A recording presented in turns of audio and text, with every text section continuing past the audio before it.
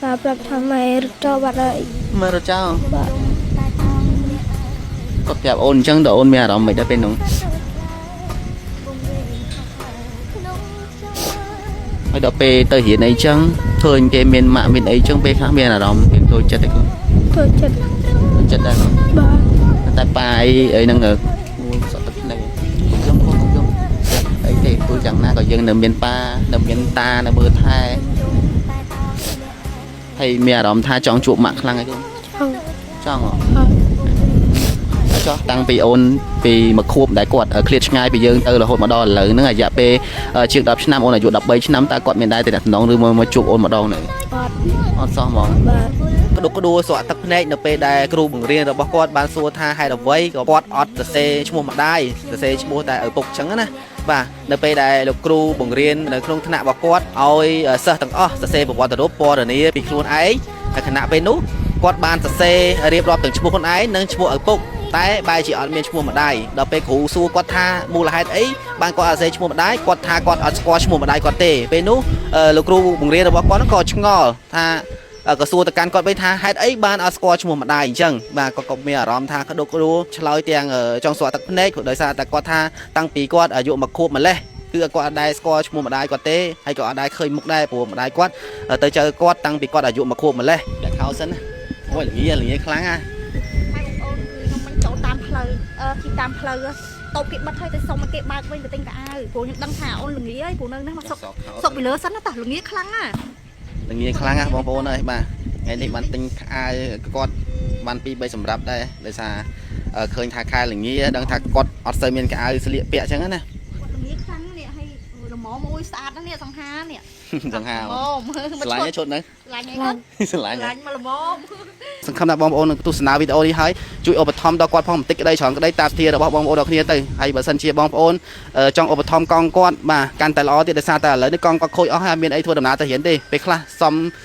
เกจีเตยจมูกไปคลาเกเตยมนบัดจังเตยกอดดาเตยโจจองมาพายตีปีเตี้ยกอดเตยสลายเห็นคือง่ายเหมือนเต้นให้แต่บอลนั่งเห็นสงัดบอมโอนเลยแต่ยบลางมองใบตัวนี่คือทานหรืองัดช่างน้ำดองมาเปิ้ลไม่ทำใบงัดช่างน้ำดองก็น่าให้อย่างปังล่างกองกัดเฉินเลยเนย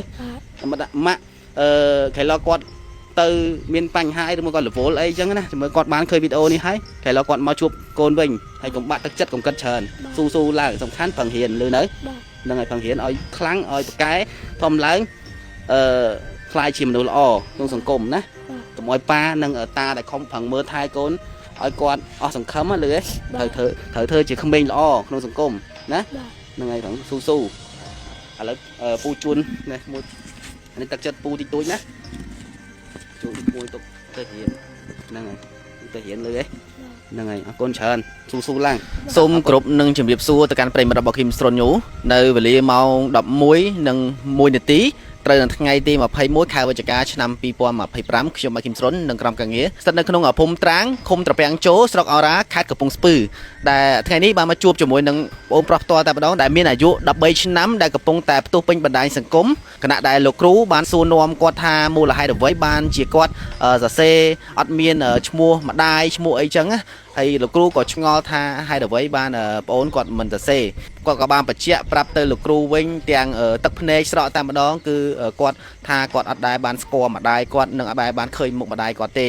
ដែលពាក្យនេះហើយដែលធ្វើឲ្យមហាជនមានការក្តុកក្តួលនិងស្រក់ទឹកភ្នែកបាទស្ទើរតែយំតាមក្មួយហើយអាណិតបងអូនខ្លាំងមែនតើអញ្ចឹងឥឡូវយើងចង់ដឹងប្រវត្តិត្រួសពីក្មួយតិចខៃឡមានពុកម៉ែបងប្អូនជាច្រើនអ្នកគាត់មានចិត្តអាណិតអាសូរនិងចង់ជួយដល់ក្មួយប្រុសចឹងណាហើយខ្ញុំមកថ្ងៃនេះមកទាំងយប់តាមម្ដងហើយបងប្អូនឃើញថាគាត់ឡើងល្ងាឡើងញ័រដោយសារតែអាកាសធាតុថ្ងៃនេះបាទល្ងាខ្លាំងពេកបងប្អូនធ្លាក់ខ្យល់ហើយចូលខែល្ងាបងប្អូនបាទអញ្ចឹងមកដល់ខេត្តនេះនៅស្រុកអូរ៉ានេះផ្ទាល់តែម្ដងគឺរត់តែល្ងាខ្លាំងតែម្ដងបាទថ្ងៃនេះក៏បានយកអាវក្រៅអាវដៃវែងអាវកបោយហ្នឹងបងប្អូនអរគ្នាអាវក្រៅអាវល្ងាហ្នឹងយកមកជូនគាត់ពី3សម្រាប់ផងដែរជម្រាបសួរអូនមានឈ្មោះដែរឈ្មោះប៊ុនថេតបាទមានអាយុប៉ុន្មានហី13ឆ្នាំឆ្នាំប៊ុនថេតហើយរៀនថ្នាក់ទីប៉ុន្មានអូនទី7ទី7ហ៎បាទក្នុងคลิปវីដេអូមួយពេលហ្នឹងអូនមានបានដឹងថាគ្រូបានថតអូនទេអត់បានដឹងទេបាទអញ្ចឹងហើយពេលហ្នឹងលោកគ្រូសួរថាមិនបានអូនសរសេរសភៅតាមតាឬមួយមិនពេលហ្នឹងសេតវត្តរូបក៏មិនដែរសេសង្ខេបសង្ខេបអីគេដែរសង្ខេបបរិញ្ញាពីខ្លួនឯងពុកម្ដាយ សង្ខេបពណ៌នាពីខ្លួនឯងហើយចុះពេលនោះបានតែសេឈ្មោះខ្លួនឯងហើយបានតែសេមិនបានអត់សេឈ្មោះម្ដាយហើយឈ្មោះឪពុកអត់បានតែសេដែរមែន ពុកបានសេតែខ្ញុំអត់ស្គាល់ឈ្មោះម្ដាយ អញ្ចឹង បាទ អញ្ចឹងម្ដាយអត់ស្គាល់តែម្ដងហើយមានឪពុកគាត់ធ្លាប់ប្រាប់ថាម្ដាយយើងឈ្មោះអីធ្លាប់ប្រាប់អត់ អត់ អត់ធ្លាប់ប្រាប់ទេ បាទ ចុះអូនអត់ដែរបានស្គាល់ឈ្មោះម្ដាយអត់ដែរបានឃើញមុខម្ដាយតាំងពីអាយុប៉ុន្មានទេអូន អាយុមកខប់ អាយុមកខួប បាទ អូជិះមែនថាអូនមិនតាន់ដឹងក្តីផងពេលហ្នឹង បាទ អូយបងប្អូនអើយបាទអាណិតមែនតែនបាទកូនគេកូនយើងបាទកើតមកអត់តាន់បានឃើញមុខម្ដាយផងស្រាប់តែម្ដាយអត់នៅបាទចុះពេលហ្នឹងដឹងថាម្ដាយទៅណាអត់អូន អត់ អត់ដឹងទេ បាទ ហើយចុះប៉ាប្រាប់ថាម៉េចអូន តាប្រាប់ថាម៉ែរត់ចូលបាត់ហើយ មើលរត់ចោល បាទ គាត់ប្រាប់អូនអញ្ចឹងតើអូនមានអារម្មណ៍មិនដល់ពេលហ្នឹង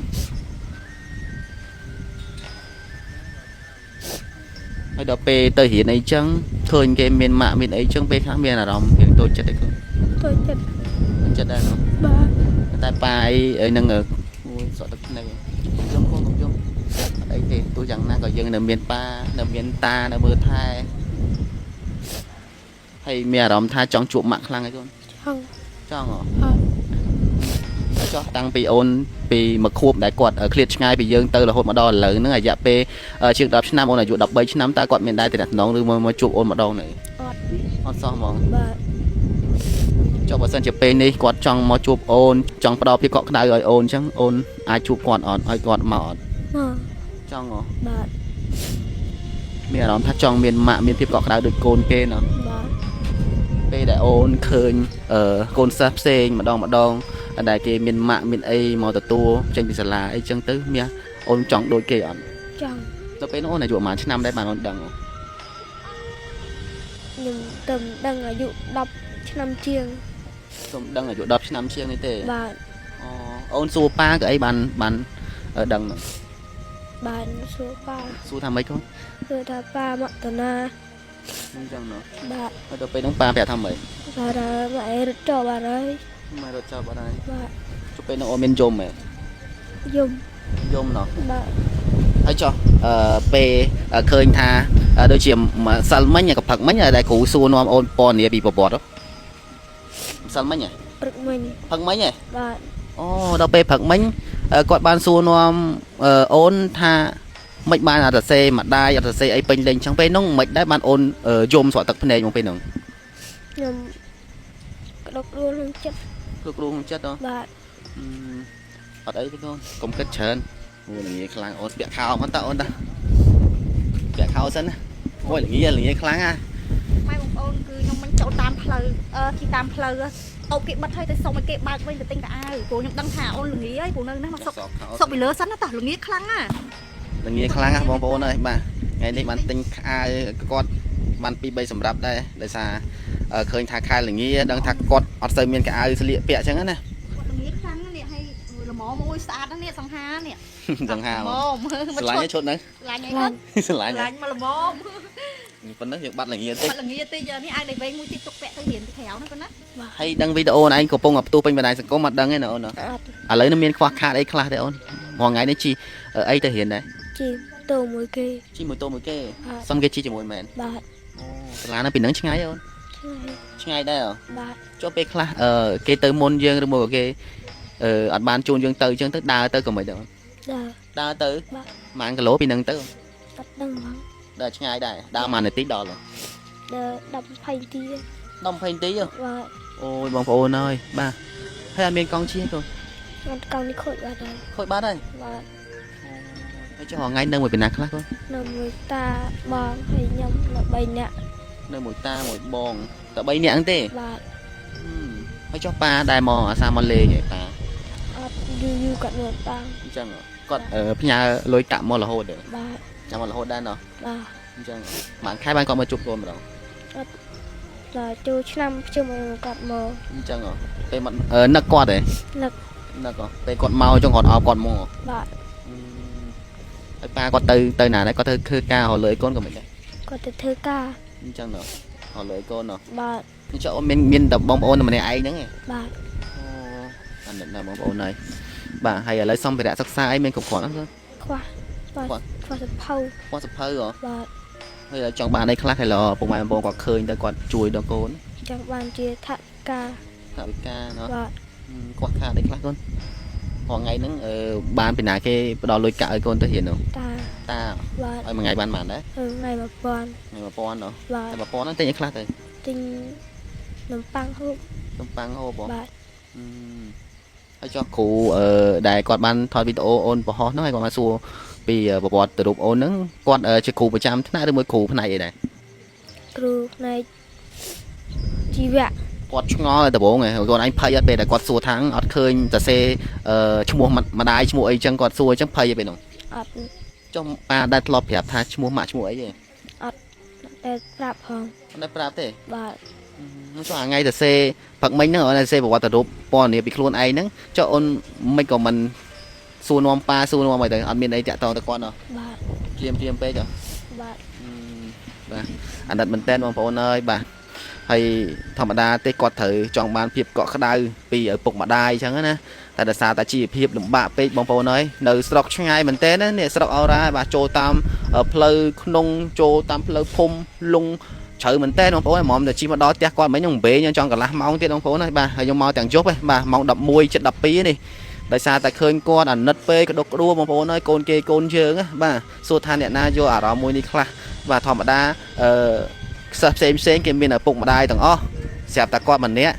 គាត់សរសេរពណ៌នាពីខ្លួនឯងតែគ្រូបង្រៀនគាត់ហ្នឹងឲ្យគាត់សរសេរពណ៌នាពីខ្លួនឯងប្រវត្តិរូបអញ្ចឹងណាម្ដាយឈ្មោះអីឪពុកឈ្មោះអីហើយគាត់ឈ្មោះអីអញ្ចឹងទៅក៏គាត់បានសរសេរ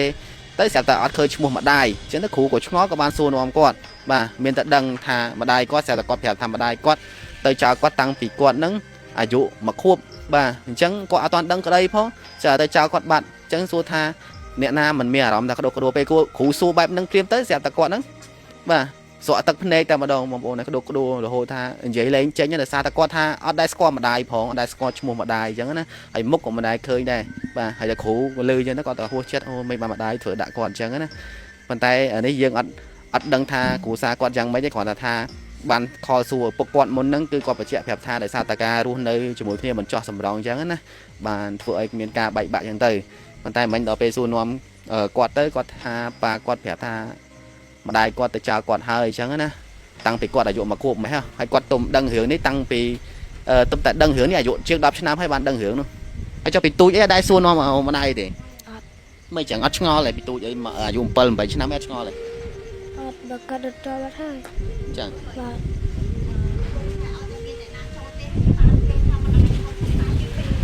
ចឹងតាំងពីទូចឯងអូយបងប្អូនហើយបាទចង់និយាយថាគាត់និយាយទៅយើងដឹងពេលសួរនាំទៅតារបស់គាត់ណាគាត់បញ្ជាក់ប្រាប់ថាអារម្មណ៍គាត់នោះគឺចង់បានភាពកក់ក្ដៅពីម្ដាយគាត់ខ្លាំងមែនតើពីឪពុកម្ដាយអញ្ចឹងណាតែដោយសារតែឪពុកគាត់មានភារកិច្ចចាំបាច់ដើម្បីទៅរកលុយទៅធ្វើការរកលុយមកផ្ញើដើម្បីឲ្យគាត់នឹងបន្តការសិក្សាទៀតអញ្ចឹងណាផ្ញើមកគាត់ហើយដល់ពេលឲ្យតែឃើញអ្នកណាស្ត្រី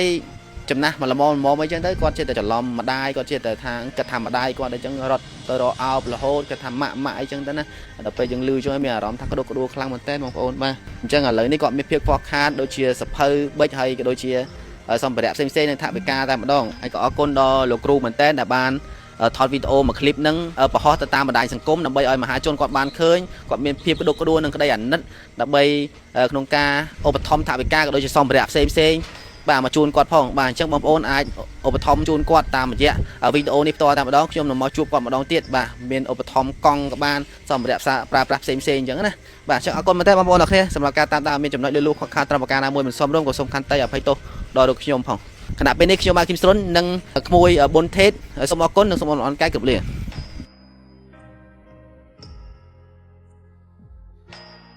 គាត់ស្រឡាញ់ម៉ាក់គាត់ណាស់គាត់ថាគាត់ចង់ឃើញម៉ាក់ប៉ាគាត់ចាគាត់តែយើងសួរព្រៀងគាត់ចង់ដឹងចង់ឃើញ